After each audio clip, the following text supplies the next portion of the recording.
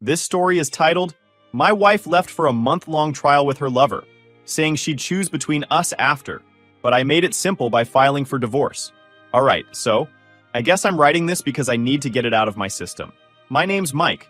I'm 31, and until recently, I thought I had my life figured out. I've always been a pretty simple guy.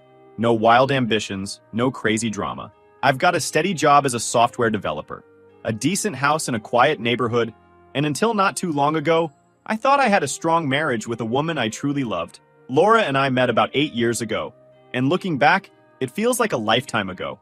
I was 23, fresh out of college, working my first job, and honestly, pretty clueless about life. She was 22 and working as an assistant at a marketing agency while still figuring out her own career path. For the record, she never did and ended up a stay-at-home wife. We met at a mutual friend's barbecue, one of those casual backyard setups where everyone's holding cheap paper plates and someone's always burning the burgers. She was the one who approached me, cracking some sarcastic joke about how I looked like I was strategizing my escape plan. I don't even remember my response, but she laughed, and somehow we ended up chatting for the rest of the evening. From that point on, things moved pretty fast. We started dating, and it felt like she added this spark to my otherwise dull and predictable life. Laura was adventurous and spontaneous, always planning last-minute road trips or dragging me to try some new restaurant she'd read about. Meanwhile, I was the grounded one. I'd be the one figuring out the budget, checking the weather, or double-checking the gas tank before we hit the road. It worked, or at least it felt like it did. We balanced each other out. She brought excitement into my world, and I gave her a sense of stability she said she hadn't had in past relationships. 3 years into dating, we decided to tie the knot. The wedding was small, just family and close friends. Neither of us came from wealthy families, so there was no giant ballroom or fancy catering, but it didn't matter. After the wedding, we started building a life together. We bought a small 2-bedroom house in a quiet suburb. Not the fanciest place, but it had potential. For the most part, things felt stable. I'd go to work, come home, and Laura would usually be in the kitchen or lounging on the couch, scrolling through her phone. She'd tell me stories about her day. She worked in marketing back then, so there was always some drama with clients or co-workers, and I'd listen. That was our dynamic. She was the talker, the one with all the stories, and I was the listener. We didn't have kids, but that was a mutual decision. Laura wasn't in a rush, and honestly, neither was I. We both wanted to wait until we were more financially secure and ready for that next big step. It felt like we were on the same page about most things. Looking back, though, I wonder if I got too comfortable. It's easy to fall into routines, especially when life feels steady.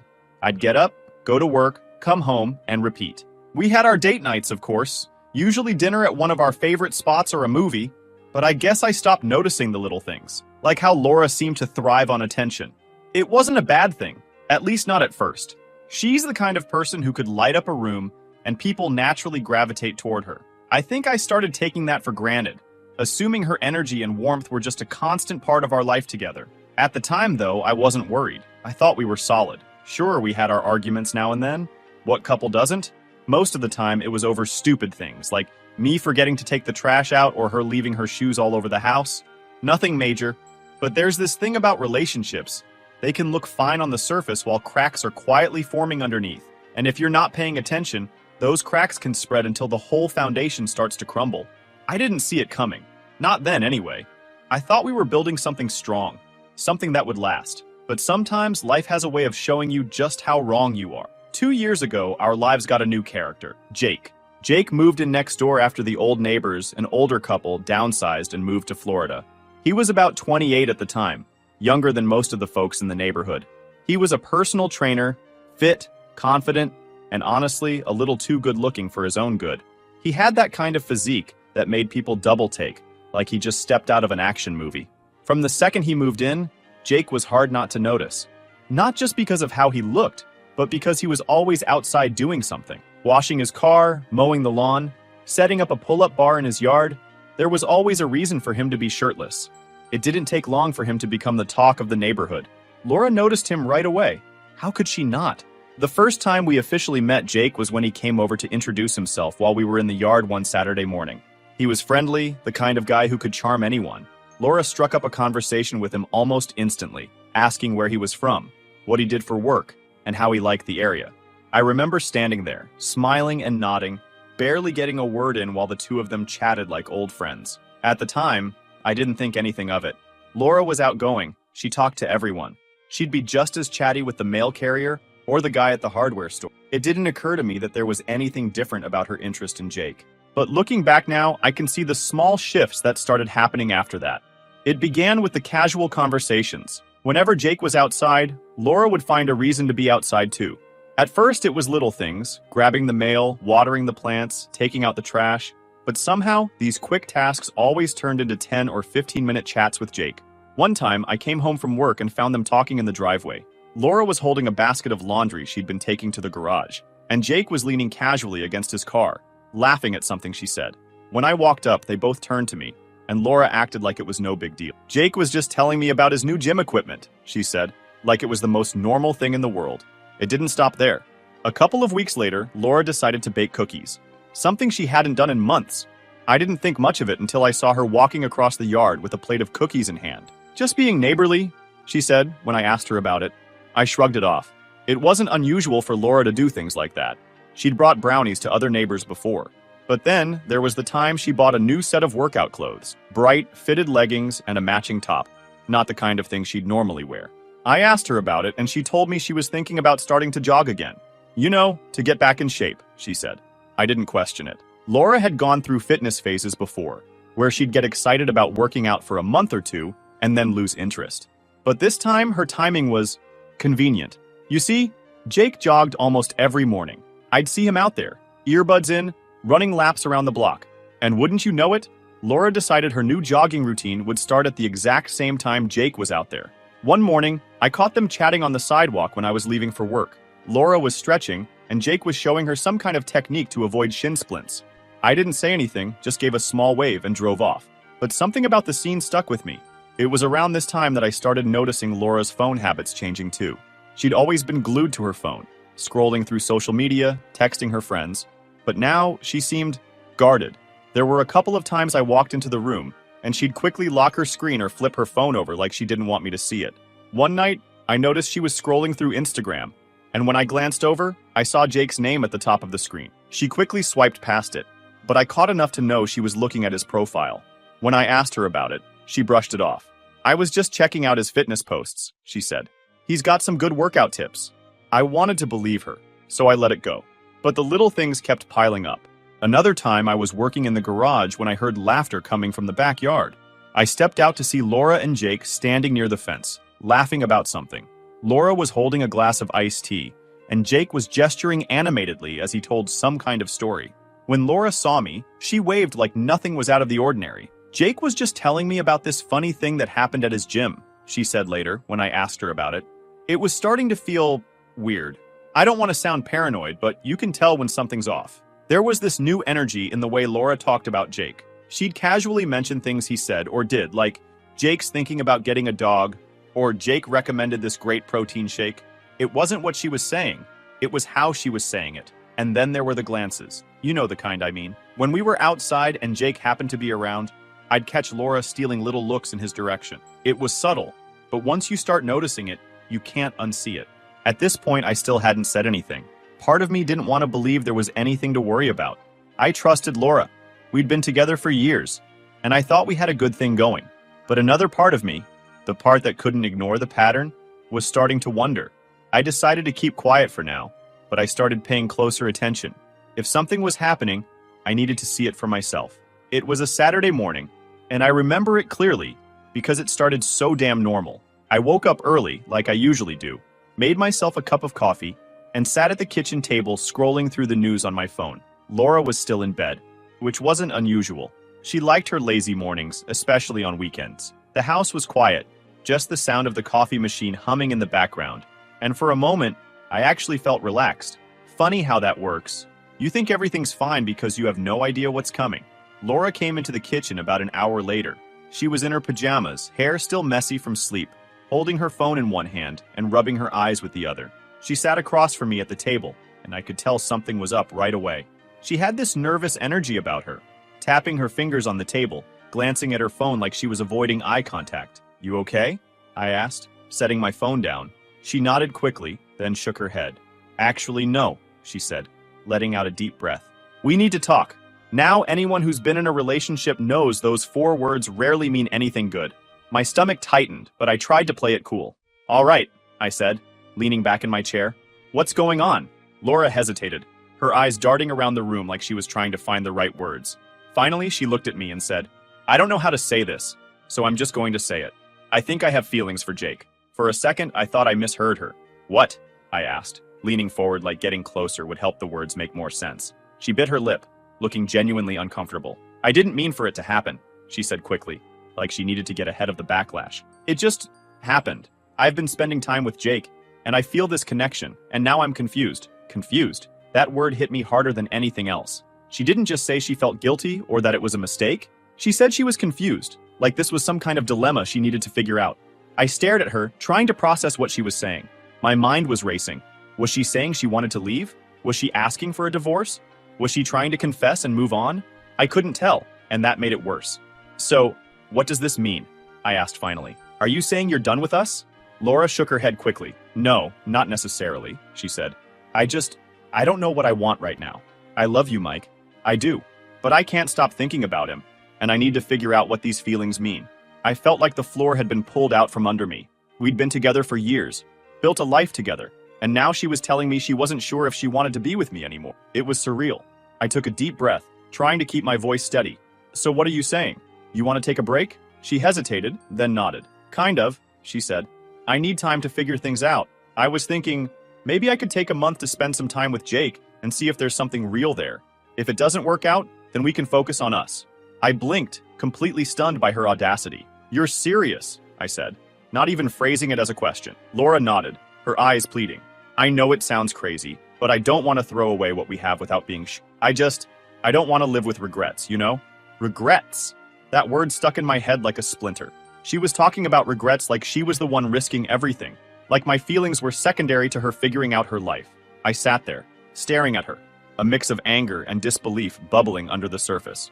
Part of me wanted to blow up, to tell her how selfish she was being. But another part of me, maybe the calmer, more calculating part, decided to stay quiet and let her dig her own hole. All right, I said finally, leaning back in my chair. Laura blinked, clearly caught off guard. Wait, really? Sure, I said, shrugging like it was no big deal. If you think that's what you need, go ahead.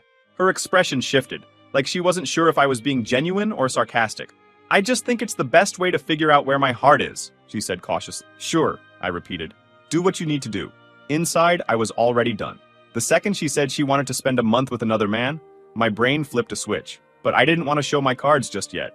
If she was willing to throw away our marriage for some fantasy with the neighbor, I wanted to see how far she'd take it. Laura let out a relieved sigh, like she'd just been granted permission to do something heroic. Thank you, she said, reaching across the table to touch my hand. I know this is a lot to ask, but I really believe it's the right thing for us. I pulled my hand away, standing up and grabbing my coffee mug. Sure, I said again, my tone flat. If that's what you need. She didn't say anything after that, just sat there, probably processing the fact that I wasn't arguing or putting up a fight. But inside, I was already making plans. Over the next few days, Laura started packing a small bag.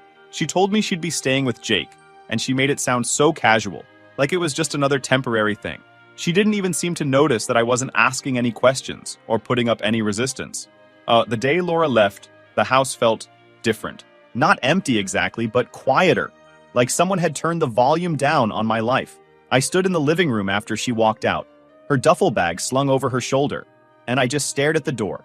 I thought I'd feel angry or heartbroken, but all I felt was this strange calm, like the weight of pretending everything was okay had finally lifted. I walked into the kitchen, poured myself a glass of water, and just stood there, trying to process what had just happened. My wife, someone I'd been with for years, someone I thought I'd grow old with, had left to figure things out with the guy next door. If it weren't my life, I'd have thought it was some ridiculous TV drama.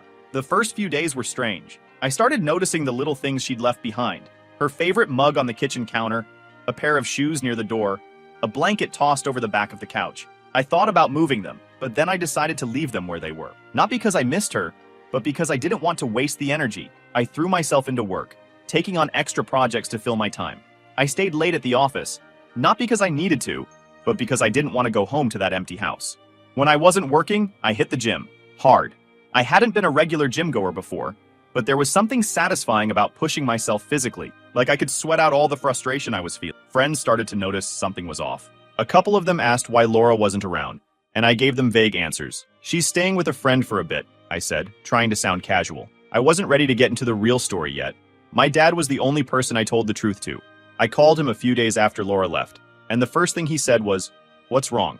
He's always been good at reading me, even over the phone. When I told him what happened, there was a long pause on the other end of the line. Then he said, "Well, son, I hate to say it, but it sounds like you're better off without her." At first, I wasn't sure how to respond. I'd expected him to be more upset, or at least ask more questions. But then he said something that stuck with me.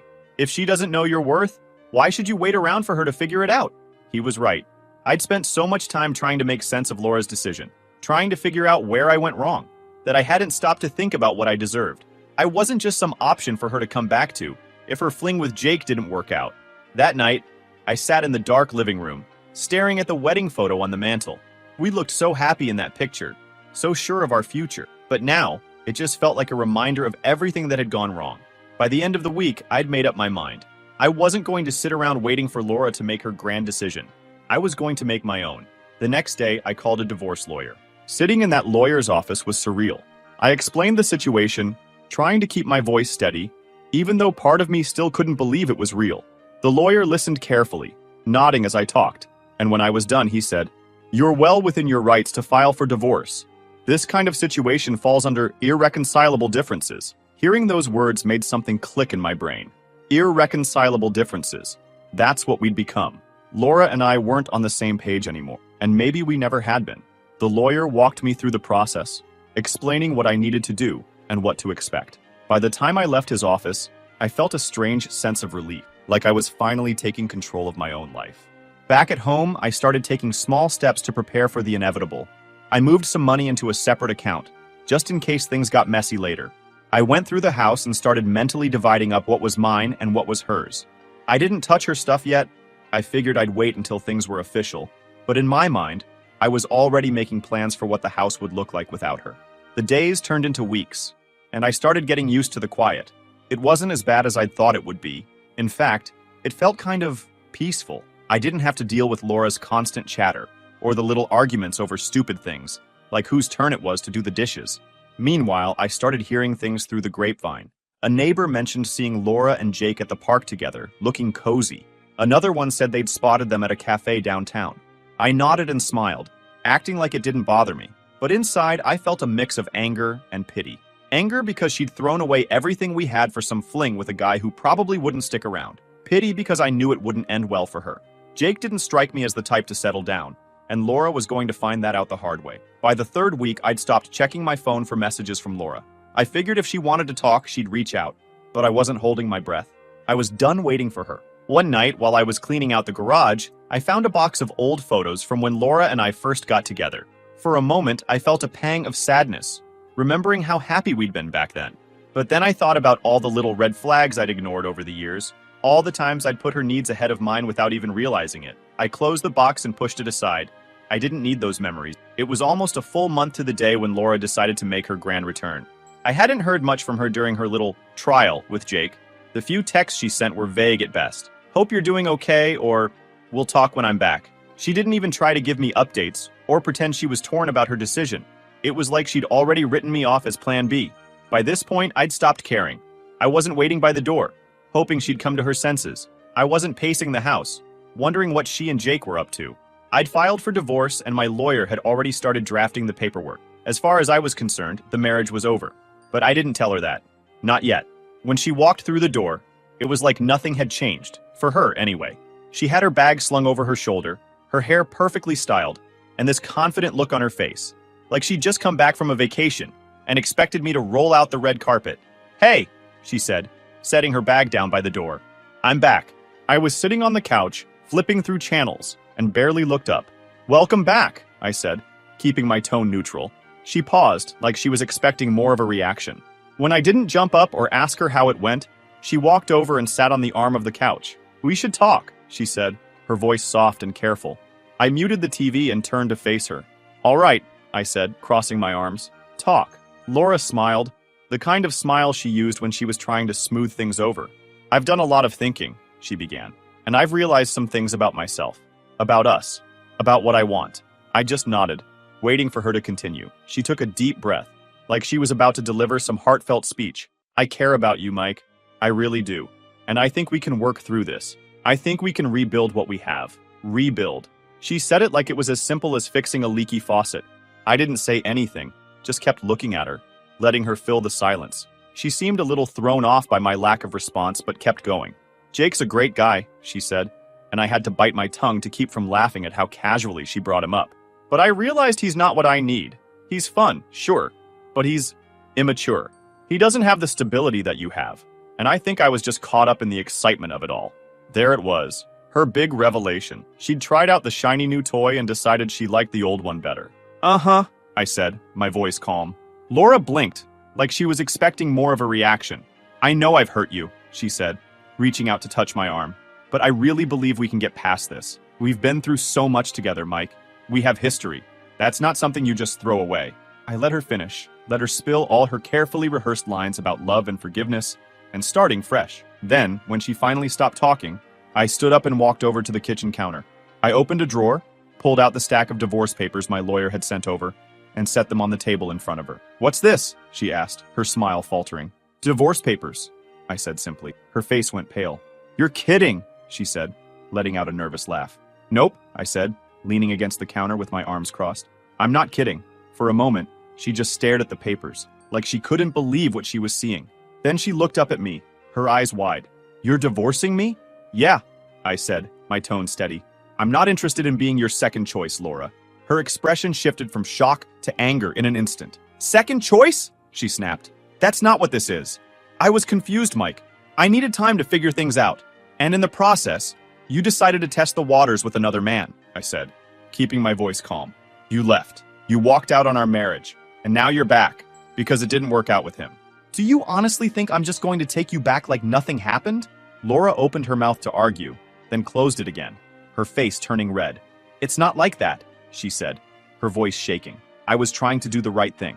I didn't want to stay and resent you. I thought, she trailed off, her eyes darting around the room. You thought you could have it both ways, I finished for her. She stood up, crossing her arms. You're making a mistake, Mike. We can fix this. I know we can. No, I said firmly. We can't. You made your choice, and now I'm making mine. She looked like she was about to cry, but I didn't let it sway me. I'd already made up my mind. The rest of the conversation was a blur. She tried to argue, to guilt me into changing my mind. She brought up our history, our house, even the idea of starting a family someday. But none of it worked. Eventually, she stormed out of the house. I stood there for a moment, staring at the empty space where she'd been, and felt nothing. No sadness, no regret, no second thoughts, just relief. Later that night, I called my lawyer to let him know Laura had seen the papers. How'd she take it? He asked. Not great, I said, smirking. Do you want to give her time to process, or should we move forward? Move forward, I said without hesitation. It wasn't easy, standing up to Laura like that. But in the end, it was the right thing to do. She'd treated me like an option, like I was just a backup plan in case her fling didn't pan out. And if she thought I was going to accept that, she clearly didn't know me as well as she thought. I knew she wouldn't give up easily. Laura wasn't the type to just walk away from a fight, especially not one where she felt like she was losing. I'd barely had time to sit down when my phone buzzed with a text from her. This isn't over. I stared at the message for a second before locking my phone and tossing it on the couch. She was right. It wasn't over. Not yet. But it would be soon enough. The next couple of days were eventful, to say the least. Laura showed up unannounced the following evening, banging on the door like she was trying to knock it down. Mike, open the door, she yelled. I opened it, keeping my expression neutral. What do you want, Laura? She pushed past me, storming into the living room like she still lived here. We need to talk, she said, pacing back and forth. You can't just file for divorce without giving me a chance to fix things. I leaned against the doorframe, crossing my arms. You had your chance, I said calmly. You made your decision when you left. That's not fair, she shot back, her voice rising. I didn't leave to end our marriage. I left to figure things out, to make sure I wasn't making a mistake by staying. I couldn't help but let out a dry laugh. And in doing that, you proved you didn't value what we had. You don't test a marriage by running off to someone else, Laura. That's not how it works. She stopped pacing and turned to face me, her eyes red with frustration. I was confused, she said, her voice cracking. I didn't know what I wanted, but I know now. I want us, Mike. I want to fix this. Too late, I said, my tone firm. You don't get to come back now just because things didn't work out with Jake. Her face twisted with anger, and she pointed a finger at me. "You're being petty," she snapped. "You're throwing away everything we built over one mistake." I shook my head, keeping my composure. "It wasn't just one mistake, Laura. It was a series of choices. You chose to flirt with Jake. You chose to prioritize your feelings for him over our marriage. And then you chose to leave. Those weren't accidents. They were decisions." She opened her mouth to argue but stopped herself, her shoulders slumping. For the first time, she looked defeated. "What am I supposed to do now?" she asked quietly. I sighed, feeling a pang of pity for her, even after everything she'd done. "That's not my problem anymore," I said. "You made your choices. Now you have to live with them." She stayed for another minute, looking like she wanted to say something else, but eventually she just walked out without another word. The divorce process moved quickly after that. Laura tried to drag things out at first, probably hoping I'd change my mind. She even tried to play the victim with our mutual friends, telling them I was being cold and unforgiving. My dad, on the other hand, was fully on my side. When I updated him on the situation, he let out a low whistle. "She's got some nerve," he said. "But I'm proud of you, son. Standing your ground isn't easy, but it's the right thing to do." Laura's attempts to stall didn't get her very far. My lawyer was sharp, and the evidence of her leaving for Jake made things pretty straightforward. She tried to argue for spousal support, claiming she'd sacrificed her career for the marriage, but the judge didn't buy it. In the end, we reached a fair settlement. She got a small amount of money and some of the furniture she'd picked out, but I kept the house and the majority of my savings. It wasn't perfect, but it was better than I'd expected. The final hearing was bittersweet. Sitting in that courtroom, signing the papers that would officially end our marriage, felt surreal. I glanced over at Laura a couple of times. She looked tired, like she hadn't slept in days. Her lawyer handed her a pen, and for a moment, I thought she wasn't going to sign. But eventually, she scribbled her name at the bottom of the page, sealing the deal. After the hearing, she approached me in the hallway. "Mike," she said softly, her voice barely above a whisper, "I'm sorry for everything." I looked at her, trying to see the person I'd fallen in love with all those years ago. But all I saw was someone I used to know. "I know you are," I said, "but sorry doesn't fix this." Her eyes welled up with tears, and she reached out as if to hug me, but I stepped back. "Take care of yourself, Laura," I said, turning and walking away. Every now and then, I'd hear bits and pieces about Laura through the grapevine. Jake had apparently moved on to someone else not long after she came back to me. She was living with a relative now, trying to figure out her next steps, as one mutual friend put it. I didn't feel any satisfaction in hearing about her struggles, but I didn't feel sorry for her either.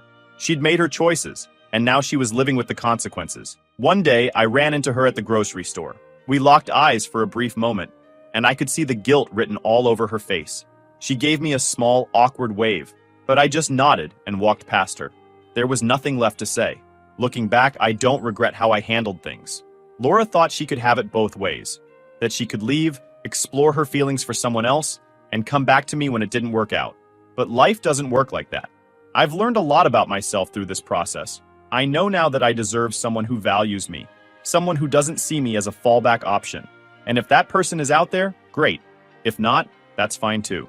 For now, I'm just focused on rebuilding my life on my terms. Laura's trial run with Jake may have been her idea of finding clarity, but for me, it was the wake-up call I didn't know I needed.